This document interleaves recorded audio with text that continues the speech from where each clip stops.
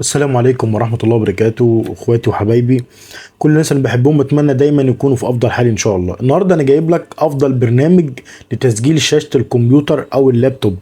تمام. برنامج جميل جدا، واجهته سهلة وجميلة وزي الفل. كل اللي عليك ان انت هتركز معايا شوية وان شاء الله نطلع بنتيجة كويسة.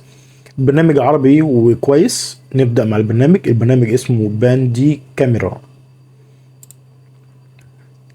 باندي كام. ادي واجهة البرنامج. طبعا احنا هنخش الاول نفتح جوجل كده. تمام. ادي جوجل. هنكتب بند. لو عايز تكتبه عربي اوكي مفيش مشكلة. بند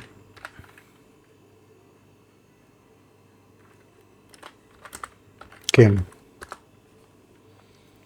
بالعربي وبالانجلش هتلاقيه. طبعا اول اختيار قدامك اهوت. تمام. هتعمل حمل النسخة المجانية وهتعمل تنزيل. انا بجرب مع حضرتك اهو. هتعمل سيف. البرنامج نزل. كل ده قدام حضرتك بحيث ان هو يبقى الشرح برضو واضح. تمام. كده نزل. بعد ما ينزل، اول ما ينزل عندك هتعمل سيت اب. بعد ما تعمل سيت اب هتفتح البرنامج. ادي البرنامج هنا عند حضرتك بيديك كذا اختيار. الاختيار الاول اللي هو عند الشاشة الزرقاء دي، هتدوس بالسهم اللي ينزل لتحت، وفي السهم هنا بيقول لحضرتك تحديد منطقة تسجيل الشاشة. التحديد المنطقة هتحدد المنطقة اللي حضرتك عايز تحددها. تمام. وليكن مثلا هتحدد دي. هتختار جزء معين من الشاشة اللي انت عايز تحمله. سوري تسجله. مستطيل. شوف بقى انت عايز تحدد اي واجهة من دي انت محتاجها او افضل بالنسبة لحضرتك. او بتيجي عند ملء الشاشة. ملء الشاشة طبعا لازم هيصور الشاشة كلها بتاعت الكمبيوتر او اللابتوب. تمام. هنا بالنسبة لاعدادات الماوس، شوف انت عايز تظبط ايه بالنسبة لاعدادات الماوس على حسب اختيار حضرتك.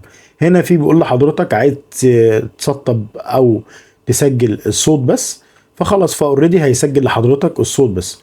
اصبح ان انت كده هتسجل صوت، مش هتسجل صوت وصورة. تمام. ده بالنسبة لموضوع القائمة الاولى. تمام. هنا بيدي لحضرتك التايمر اللي هو بالنسبه للحاجه الوقت اللي هو بيسجله. هنا لو في كاميرا مرتبطه بالجهاز ولا حاجه وعايز تسجل من عن طريقها، برضو بتعمل اضافه تركيب ويب. هنا ده الصوت، لو انت عايز تفصل الصوت ولا حاجه فدي حاجه ترجع لحضرتك. هنا المايك، مش عايز المايك يسجل فبتفصل المايك. هنا اضافه تاثير بالنسبه للماوس، لو عايز تضيف تاثير للماوس او حاجه زي كده فدي حريه شخصيه بالنسبه لحضرتك. هنا التايتلز، لو عايز تعمل تاثير كتابه او ما شابه ذلك فدي حاجه برضو ترجع لحضرتك. هنا في القائمه دي بتبقى عايز تعمل ستوب او توقف تشغيل او تكمل تشغيل.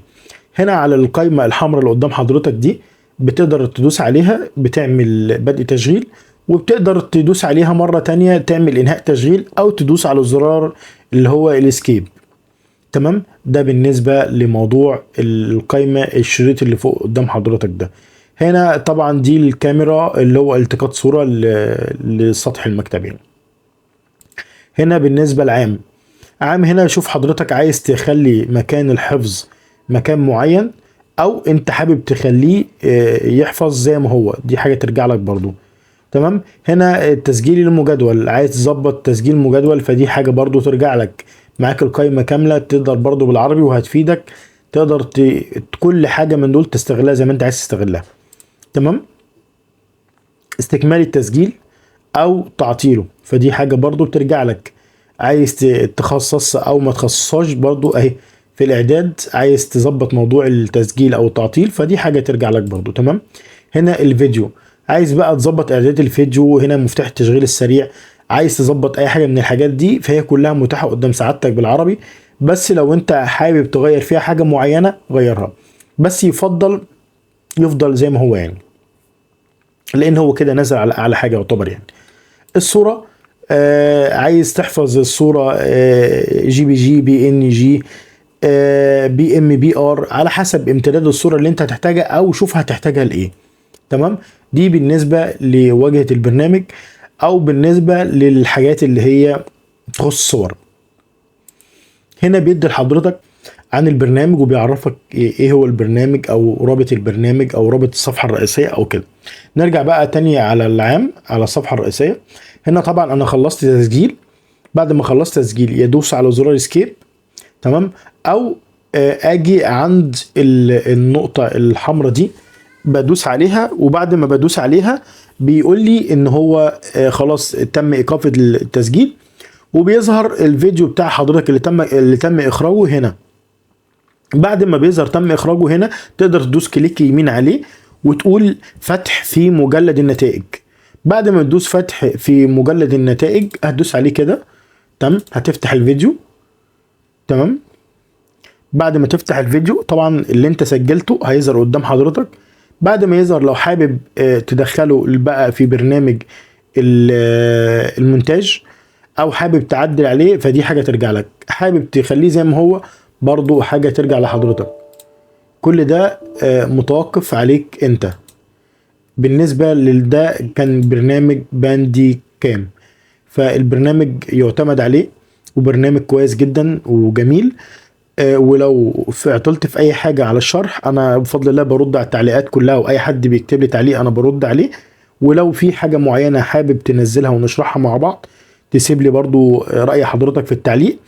ولو حابب نتكلم عن الحلقة الجاية او الحلقة اللي بعديها او فيما بعد عن حاجة معينة، سيب لي رأي حضرتك، وان شاء الله نكون عند حسن ظنك وكلنا بنفيد بعض.